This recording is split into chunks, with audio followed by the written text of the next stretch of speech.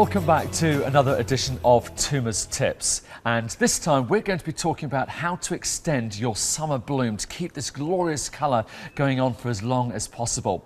I'm joined again by James Greenslade. Hi James. Hello. And we're going to be talking about how we can keep this all going. And now I understand you've got a couple of key areas that we need to be thinking of. Yeah, the first one is to prolong the flowering of the early summer flowering plants. Right. To keep them going through into the end of the summer. And then the other area obviously is to plan, so you're planting flowers that are naturally flowering in the second half of the summer, and then to keep them going through into the end of the summer. So a combination there of different things. Yes. Now I see the roses there, even I recognise them. That's right. Now we know about the deadheading of roses, Yeah. but it's a little bit more to it if you want to extend further, isn't it? I think so.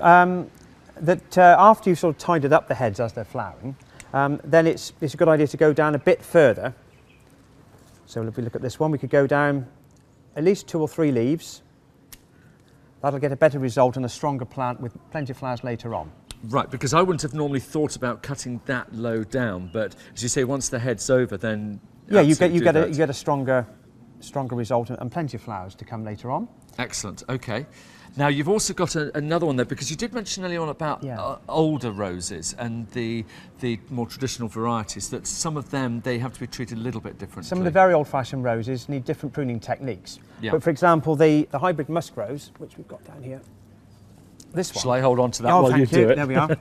Okay. Now this one, it's quite convenient, it's just beginning to go over. Yeah. And these we can actually take down quite a lot further, because they're only going to have one second flush much later on, perhaps September, whereas the other roses will flower earlier on. With good deheading, some of these modern groups of roses can go on blooming as many as 3 times, like some of the modern ground cover roses like Wiltshire, Renaissance roses and the beautiful English roses, or the little patio group.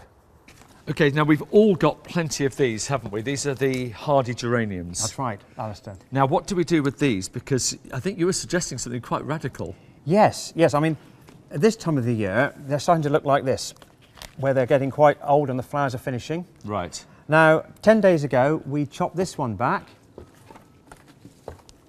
and you can see the difference. It's all coming up with lovely fresh growth, and quite soon it'll have a lot of blue flowers on it again. So effectively, so I can see the cut out bits here. Yes, we chopped all the growth off, and it's come back and you can see really all the fresh and then growth it'll encourage a second flush quite quickly. So that's with the hardy geraniums. And there's another one here. You could do the same with catmint. Obviously that's if your cats haven't already trimmed it off and rolled in it like they do. And this one again is looking lovely and fresh again. It's been trimmed back and the flowers are starting to come back again.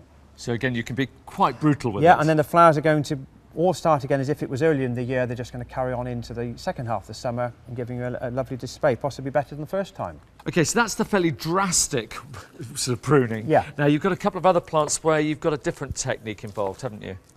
Yeah, this is more of a light deheading, a bit like you would earlier on with the roses. Right. So we can just take off the flowers that are going to seed, which will encourage lots of new, fresh growth coming on, and all the new flowers will come on much better. And the same with the hardy fuchsias.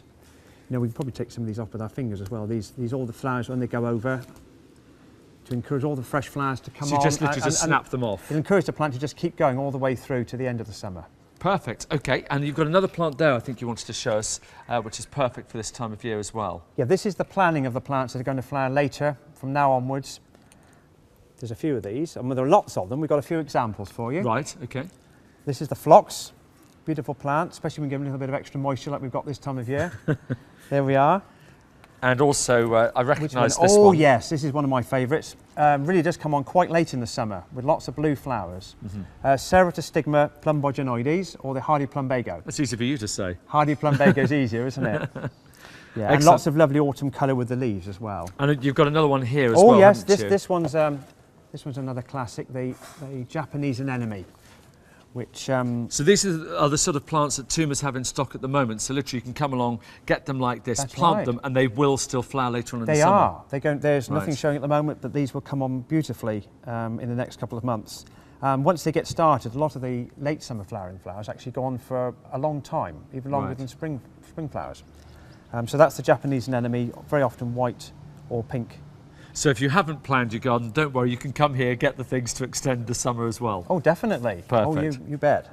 Yes. And as always, James and the team down here at Toomers will be delighted to answer any of your questions. So do come on down, ask away. That's exactly what they're here for. In the meantime, you can interact with the Toomers Facebook page and stay in touch. But most importantly, come down and see James and the team. Thank you very much indeed, James, and see you very soon. It's a pleasure. It'd be lovely to see you. Thank you. Thanks.